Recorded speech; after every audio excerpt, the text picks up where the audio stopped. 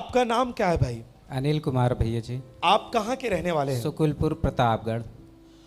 आपने अपनी गवाही में इस प्रकार से लिखा है, जब आप प्रभु यीशु मसीह को नहीं जानते थे तो आपका जीवन बहुत ही पापमय था और पाप के हर एक काम जो संसार में लोग रहते हुए करते हैं, प्रभु यीशु मसीह को ना जानते हुए जिनका जीवन ठीक नहीं है, वैसा आपका जीवन था। और गलत लोगों के साथ घूमना टहलना, पाप की तरह संगति करना, लड़ाई करना, झगड़े करना, इस तरह के आपका जीवन था जब आप प्रभु यीशु मसीह को नहीं जानते थे। जी भैया जी। आप खुद बताएं कि आपका जीवन कितने साल से इस तरह था? जी भैया 15 साल से। आपकी उम्र कितनी है? 31 वर्ष। और 15 साल से था, इसका मतलब आप 16 साल की उम्र से इस तरह थे। जी भैया जी। आपका जीवन इस तरह पाप में शुरुआत कैसे हुई आपकी? जी शुरुआत हुई भैया जी, जब हम 15 वर्ष के थे तब से हमारे जीवन से गलत, पहले तो लड़ाई झगड़ा ईर्ष्या जलन करना, दूसरों को मारना पीटना हमें बहुत अच्छा लगता था। फिर उसके बाद हम बेविचार भी, हमारे जीवन में बेविचार जैसे भावनाएं उत्पन्न होने लगी भैया जी। और आप इस तरह 15 साल की उम्र से आपने अपना जीवन शुरू किया पाप में, और जब आप जानने लायक हो गए तो आप लोगों के साथ टहलना शुरू किए, उन लोगों के साथ जो गलत बातें सिखाया करते हैं। जी भैया। और ऐसा अपने संगति को पकड़ा जो आपके जीवन को पूरी तरह से नरक की ओर ले जाना शुरू किया।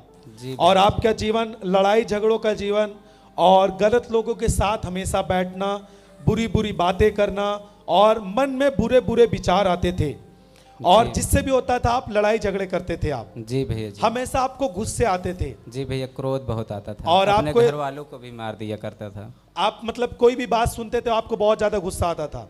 जी भैया। और आपने अपनी गवाही में लिखा है कि आप कोई भी आप लड़की को देखते थे तो आपको लगता था मैं इसके साथ गलत करूं।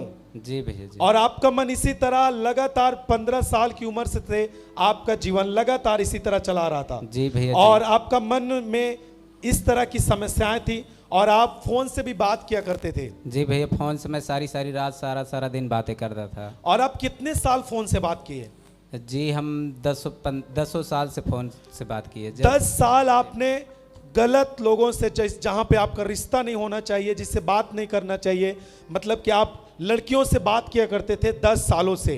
जी भैया जी। और इस तरह आप गलत काम करते करते आपका जीवन पूरा व्यतीत हुआ, और पाप में पूरी तरह से आपका जीवन था। जी आप नशा भी करते थे? जी भैया जी। क्या नशा करते थे? चोरी चुप्पे कभी कभी शराब भी पी लेते थे और गुटखा भी खा लेते थे, कभी कभी भैया, ज्यादा नहीं पर कभी कभी आप शराब भी पी लेते थे, गुटखा भी खा लेते थे, और ये 15 साल की उम्र से लगातार आपका जीवन चला आ रहा था। जी भैया जी। इस तरह पाप में जीना, गलत लोगों की संगति, आपको बहुत अच्छा लगता था गलत लोगों की संगति? जी भैया, पहले बहुत अच्छा लगता था। और आप कुछ जानते नहीं थे, इस कारण से आपको वो संगति बहुत अच्छी लगती थी, और लगातार आप इस तरह पाप का जीवन जी रहे थे। जी भैया जी। और आपकी शादी हुए कितने साल हो गए? हमारी शादी 3 दिसंबर 2018 को हुई। 2018 में आपकी शादी हो गई। और जब आपकी शादी हो गई तब भी आपका जीवन नहीं बदला, आप वही काम लगातार करते थे। जी भैया जी, शादी के बाद भी हमारा जीवन नहीं बदला। हम सोचते थे बहुत कि अपने जीवन को बदले, परंतु नहीं बदल सकते। आप शादी होने के बाद भी आपकी पत्नी आपके पास थी, फिर भी आप दूसरे लड़की से बात किया करते थे? जी भैया जी, चोरी छुपे बात किया करता था, अपनी पत्नी को मारता भी था। अगर कुछ बोलते तुरंत मारने लगता था उसे। आपकी शादी हो गई थी लेकिन फिर भी आप अपनी पत्नी से नहीं प्रेम करते थे। आपको परमेश्वर ने जो जीवन साथी दिया था उससे आप प्रेम नहीं करते थे, परंतु आप वही लड़की जो शादी से पहले आप बात करते थे उससे शादी के बाद भी बात किया करते थे चोरी छुपके। जी भैया। और जब वो आपकी पत्नी जान चुकी थी?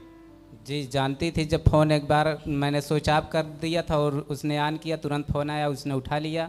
फिर उसने जब बातें किया तो मैंने अपनी पत्नी को मारा भी था। फिर आपने अपनी पत्नी को बहुत मारा भी। आपकी पत्नी चर्च आती है? जी भैया। आज नहीं आई आपकी पत्नी चर्च? जी नहीं, हमारी पत्नी नहीं आई, हमसे पहले वही आती है। और फिर आप अपनी पत्नी को मारा करते थे, ये सब कारण से आप लगातार इस तरह प्रॉब्लम में थे और आप छूटना चाहते थे पापों से। जी भैया जी, मैं छूटना चाहता था। रोज़ सोचता था कि मैं पाप नहीं करूंगा, लेकिन फिर भी पाप हो जाता था, इसलिए मैं छूटना चाहता था, लेकिन नहीं, कोशिश बहुत किया परंतु नहीं छूट सका। जब आपके घर वाले आपको मना करते थे तो आप उनको मारते थे, पीटते थे, और आपका जीवन गाली गलौज में भी पूरी रीत से बीतता था। इस तरह आपका जीवन पूरी रीत से प्रभु यीशु मसीह के वचन के अनुसार नहीं था, वो संसार में था और पूरी रीत से खराब था। जी भैया जी, हमारे हर एक शब्दों में गाली निकलता, अगर किसी से बात भी करते थे तो सिर्फ गाली देकर बात करते थे। और आपको प्रभु यीशु मसीह का सुसमाचार कैसे मिला? हमारे चाचा का लड़का आता था, वही बताया और कहा कि परमेश्वर के पास चलो। हम कहे परमेश्वर परमेश्वर कुछ नहीं है, जो है सब अच्छा है, जो करेंगे अच्छा करेंगे, क्या हमें दोबारा हमें जीवन मिले या ना मिले, जो करना है लोग कर ले। जैसे लोग सब बोलते हैं जी कि भैया। अभी जो जीना है, अभी जो इस धरती का जीवन है, जितना मौज से जी सके जी लें, परमेश्वर को कुछ नहीं है, ऐसा आप बोलते थे। जी, ये बल्कि परमेश्वर की निंदा भी करता था। अगर वो लोग प्रार्थना करते थे तो मैं उनकी निंदा करता था। आप निंदा भी करते थे, उनको गलत भी बोलते थे, और आप बोलते थे मैं जो जीवन जी रहा हूँ ये सही है, मुझे बाद का जीवन नहीं देखना है, मुझे इस धरती पे जो ऐश से जीवन जी ले यही आपके लिए अच्छा होता था। जी भैया जी। और फिर आप जब पहली बार चर्च में आए, आप यहाँ पर जब बैठे, आपको उस समय कैसा लगा? उस समय हमें बहुत अच्छा लगा, परंतु हमारे अंदर इतनी लज्जा महसूस हुई कि हमारा जीवन कैसा है जो हम जी रहे हैं, परंतु हमारा जीवन क्या होना चाहिए। जब आप चर्च में आए तो आपने चर्च में वचनों को सुना और यहाँ की आराधनाओं को आपने सुना, तब आपको पवित्र आत्मा के द्वारा पता चला कि आपने गलत किया है। जी भैया। तो आपको लज्जा महसूस होने लगी कि मैंने अपना जीवन ऐसा क्यों जिया, ऐसा क्यों किया मैंने, मुझे करना नहीं चाहिए। आपको ऐसा महसूस हुआ? जी भैया जी। तो आपने क्या निर्णय लिया यहाँ पे चर्च में आने के बाद? हमने निर्णय लिया कि हम अपना जीवन, संपूर्ण जीवन परमेश्वर के भवन में बिताएंगे और परमेश्वर की अगुवाई में जिएंगे, क्योंकि हमारा जीवन पवित्रता ही का जीवन है। हमने वचनों में सीखा है कि जीवन जीने के लिए है, हमारा जीवन जीवन है, मृत्यु नहीं है, और क्योंकि हमारे जीवन परमेश्वर की श्वास है। आप चर्च कब आए थे पहली बार? हम पहली बार 2020 में आए थे भैया, जब लॉकडाउन था तब। उस दिन आप पहली बार चर्च में आए थे? जी भैया। और फिर लगातार आप चर्च की संगति करते गए, जी। आपका जीवन धीरे धीरे परमेश्वर में बदलता गया, वचन को सुनते गए आप। जी भैया जी। और फिर आपने अपनी गवाही में लिखा है कि पिछला जो सेमिनार हुआ अक्टूबर में, उस सेमिनार में भी आपने हिस्सा लिया। जी भैया जी। उसमें आपका जीवन पूरी रीत से बदल गया। जी, पूरी रीत से हमने वचनों को सुना और समझा अपने जीवन के बारे में, तो हमारा जीवन पूरी रीत और से यहाँ पर बदल आपने गया। एक हफ्ते परमेश्वर के वचन को सुना और परमेश्वर के वचन को सीखा, प्रार्थनाओं को ग्रहण किया, और आज जैसा आपने अपनी गवाही में लिखा है कि 7 अक्टूबर को परमेश्वर के दास, जितने लोग सेमिनार में इकट्ठे थे, जो सेमिनार में हिस्सा लिए थे, उनके लिए ले हैंड प्रार्थना कर रहे थे, तो आपके ऊपर भी उन्होंने हाथ रख के प्रार्थना किया था। जी भैया जी। जब उन्होंने आपके ऊपर हाथ रख के प्रार्थना किया, आपको क्या महसूस हुआ उस समय? हमें ऐसा लगा कि हमारा जीवन पूरा बदल गया, हमारे जीवन से ऐसी हर एक गलत भावनाएं निकल गई और हमारा जीवन एकदम नया हो गया भैया जी।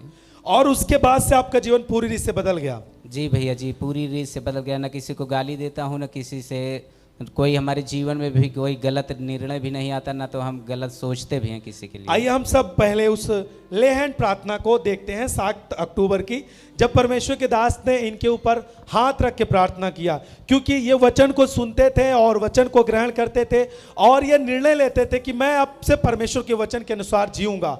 और जब ये निर्णय लिए और 7 अक्टूबर के दिन में परमेश्वर के दास ने जब इनके ऊपर हाथ रख के प्रार्थना किया, वो वचन जो इन्होंने सुना और निर्णय लिया परमेश्वर के दास के हाथ रखने के द्वारा, वो वचन इनके जीवन में सामर्थ्य रूप से काम किया और इनका जीवन बदला। तो आइए सब जन 7 अक्टूबर की उस ले हैंड प्रार्थना को अपने स्क्रीन पर देखते हैं।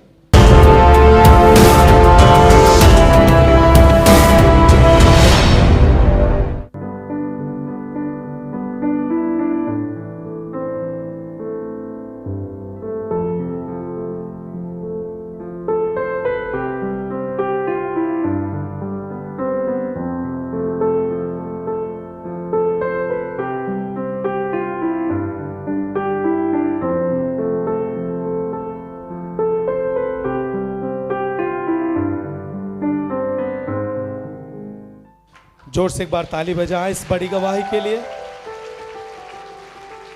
ध्यान दे कलीसिया, आप जितने लोग यहां पर हैं, प्रभु यीशु मसीह केवल दुष्ट आत्मा यानी भूत प्रेत से पीड़ित लोगों को चंगा नहीं करता, केवल बीमारों को चंगा नहीं करता, परंतु परमेश्वर का वचन सामर्थी है, वो आपके जीवन को पूरी रीत से बदल देता है। केवल बीमारी से आपको आजाद नहीं करता, परंतु आपके जीवन को जो सही होना चाहिए, जीवन जीने का जो मतलब होता है, उसको भी जीना प्रभु यीशु मसीह सिखाता है। आमीन। और उस प्रार्थना के बाद इस भाई का जीवन पूरी रीत से बदल गया। ये एक बात बताइए, आप 7 दिन यहाँ पे जब चर्च में उपस्थित थे, क्या आपको किसी धर्म को ऊंचा नीचा ये सब बातें हुई आपके यहाँ जी पे? नहीं भैया जी, क्या सिखाया गया यहाँ आपको? पर सिखाया गया जीवन जीने के लिए कि हमारा जीवन कैसा होना चाहिए। आपको प्रेम के बारे में सिखाया गया, आपको जीवन परिवर्तन के बारे में सिखाया गया यहाँ पे। जी भैया, ये यहाँ सब बातें आपको यहाँ पे सिखाई गई पर जी भैया। और आपने उसको सीखा और आप प्रार्थना में थे और परमेश्वर के दास ने आपके ऊपर हाथ रख के प्रार्थना किया और आप पूरी रीत से बदल गए।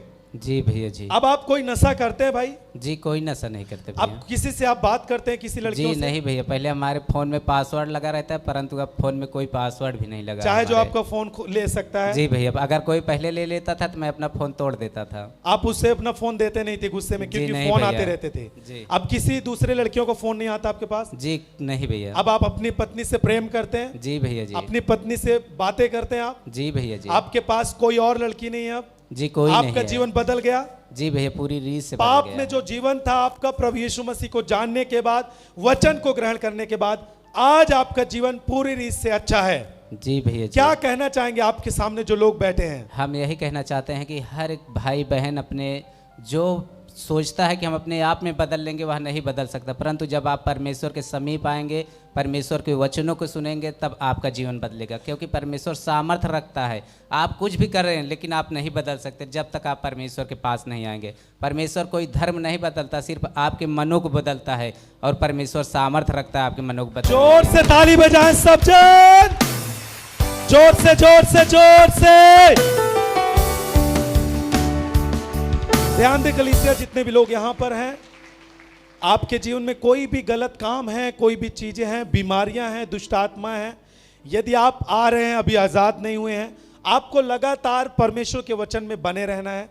केवल आपको बीमारी से आजाद होने के लिए चर्च में नहीं आना है, परंतु मसीह जो पूरी रीत से आप में रहना चाहता है, उसका वचन जो आपके लिए कहता है, उसे पालन करने के लिए आप कोशिश करें और आप संगति करें।